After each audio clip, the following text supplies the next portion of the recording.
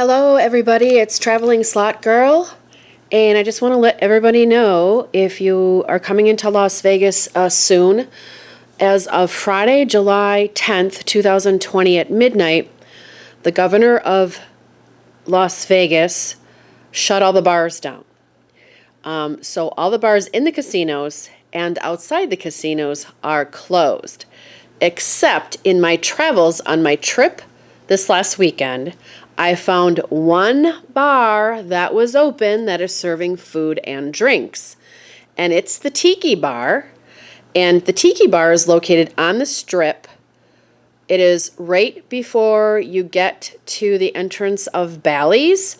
And it's right by Wahlburgers. And you'll see it when you come through when you're trying to get into Bally's. So it is the Tiki Bar and it is open. And I had a fabulous drink there.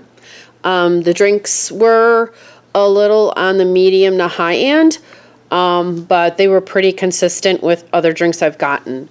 So just want to let everybody know, if you are in the casino and you're gambling, the waitresses will still come and serve you free drinks.